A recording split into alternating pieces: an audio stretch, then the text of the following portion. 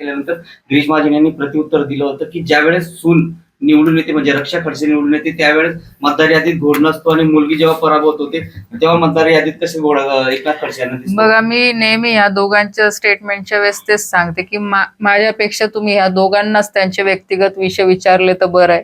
कारण की एक पक्षाची कार्यकर्ता म्हणून, एक घरातली सदस्य म्हणून मी ह्या गोष्टीवर काय मी स्टेटमेंट द्यावं मला असं योग्य वाटत नाही.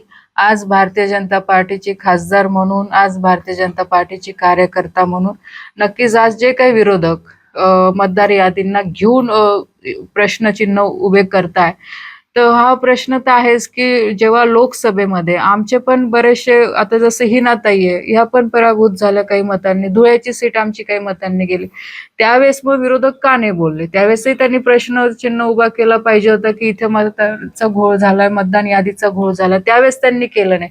जेव्हा ते हारताना दिसतात तेव्हा त्यांना घोळ वाटतो आणि जेव्हा ते जिंकताना दिसतात तेव्हा ते घोळ वाटत नाही. तर असं कुठेही नाहीये, हे कुठेतरी भ्रमित केलं जातं आहे लोकांना. लोक पण आता सुज्ञ आहे, लोकांना पण कळतं, कारण की जो काम करेल, जो विकास करेल, लोक त्यांच्या बाजूने आहे. घ्यायला लावलाय तर मूड काय म्हणजे स्वतंत्र लढण्याचा की महायुती? बघा, आता सकाळी नवापूरचा जो काही आढावा घेतला, मी जसं सांगितलं आधी की खूप चांगले तिथे उमेदवार समोर येत आहे आणि प्रत्येक जागेसाठी 6-6, 5-5 नावं येत आहेत. तर मला असं वाटतं की आज भारतीय जनता पार्टीचा जो आपण म्हणतो की एकदम चांगले उमेदवार आहे आणि आज तरी अजून तशी स्थिती दिसत नाही की आम्ही युती करावी.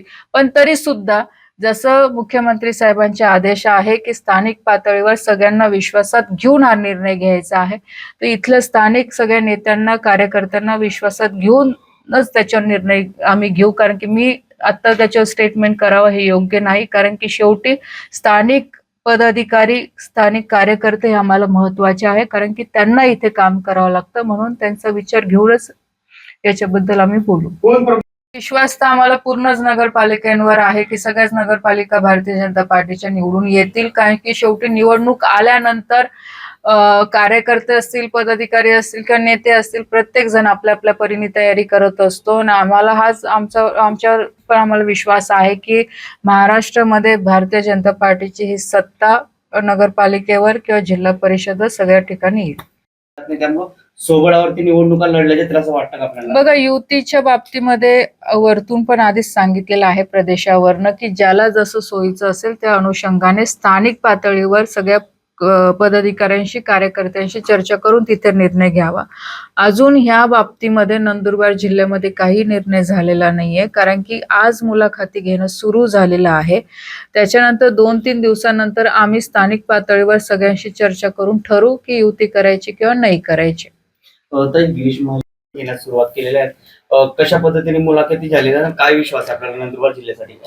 भारतीय जनता पार्टीच्या वतीने आणि प्रदेश कार्यालयाच्या वतीने मला इथे नेमण्यात आलेलं आहे नंदुरबार जिल्ह्यासाठी निवडणुकीचे प्रभारी म्हणून. इथे माझ्यासोबत विजय भाऊ चौधरी आहे, ते निवडणूक प्रमुख म्हणून आहे.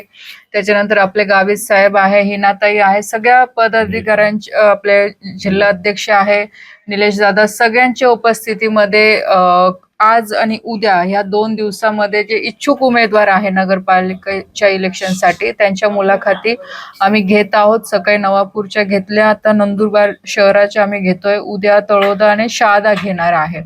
आणि खूप चांगला प्रतिसाद भारतीय जनता पार्टीमध्ये लोकांचा, म्हणजे उमेदवारी घेण्यासाठी लोकांचा खूप चांगला रिस्पॉन्स भेटतोय. सकाळी पण आम्ही जेव्हा नवापूरला तिथे बघितलं, जवळपास खूप चांगले उमेदवार, प्रत्येक वॉर्डमध्ये 5-5, 6-6 उमेदवारांनी तिथे मुलाखती दिलेल्या आहे.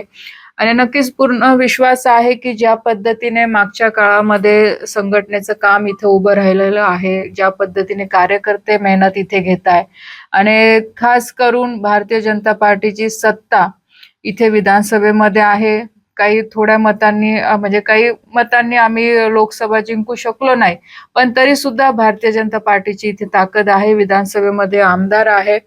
आणि अपेक्षा हीच आहे की ज्या पद्धतीने केंद्रामध्ये भारतीय जनता पार्टीची सत्ता आहे, राज्यामध्ये सत्ता आहे, त्याच अनुषंगाने इथे नगरपालिकेमध्ये पण भारतीय जनता पार्टीची सत्ता एक हाती आणण्यासाठी आमचे सगळ्यांचे प्रयत्न आहे. आणि ज्या पद्धतीने कार्यकर्ता पदाधिकारी मेहनत घेत आहेत, तर मला पूर्णपणे विश्वास आहे की येणाऱ्या निवडणुकीमध्ये भारतीय जनता पार्टीचे ते सदस्य जास्त जास्त निवडून येतील, नगराध्यक्ष निवडून येतील. त्यासाठी या महिनाभरात जी काही मेहनत घ्यायची आहे ती आमच्या सगळ्यांच्या माध्यमातून घेतली जाणार आहे. मी तुम्हाला सांगते, आजचा विषय हा निवडणुकीचा आहे. आजच्या ह्या विषयाच्या अनुषंगाने आपण बोललं तर बरं होईल. विरोधक सरकारला बघतात की मग विरोध आघाडीचे अजून तर आता सुरुवात आहे बघा, अजून पहिला दिवस आहे. जसे जसे दिवस जवळ येतील, कारण की 17 तारखेपर्यंत अजून फॉर्म भरायचे. समोरचे लोक पण वाट बघताय की इकडनं उमेदवारी कोण घेणार आहे, आम्ही पण वाट बघतो. तर ह्या 2-3 दिवसात पिक्चर क्लिअर होईल, कारण प्रत्येक पक्ष आपल्या आपल्या परीने तयारी करतोच आहे. शेवटी आम्ही भारतीय जनता पार्टी म्हणून आम्हाला पण वाटतं की आमचा कार्यकर्ता निवडून आला पाहिजे, तो सक्षम झाला पाहिजे. त्यामुळे आम्ही पण आमच्या परीने प्रत्येक वॉर्डमध्ये तयारी करतोय. ताई, असेल की मागच्या काळामध्ये पण आदरणीय मुख्यमंत्री साहेबांच्या माध्यमातून, दोघं उपमुख्यमंत्री साहेबांच्या माध्यमातून सगळ्या आमदार खासदारांना सूचना दिल्या होत्या. त्यांनी सुद्धा स्वतः दौरे केले, सगळ्या कार्यकर्त्यांना सुद्धा दौरे करायला लावले आणि ज्या जिल्ह्यांमध्ये नुकसान झालेलं आहे त्याचा आढावा घेऊन स्वतः मुख्यमंत्री केंद्र सरकारकडे गेले होते. आदरणीय प्रधानमंत्रीजींना भेटले आणि तिथून पण शब्द दिला गेला आहे की शेतकऱ्यांना मदत दिली जाईल आणि त्या अनुषंगाने राज्य सरकारने मदत सुद्धा दिलेली आहे. या संदर्भामध्ये आदरणीय राज्याच्या मुख्यमंत्र्यांनी देवेंद्रजींनी स्पष्टपणे त्यांची भूमिका मांडलेली आहे आणि त्या अनुषंगाने सरकार कारवाई करतात. एबीपी माझा, उघडा डोळे बघा नीट.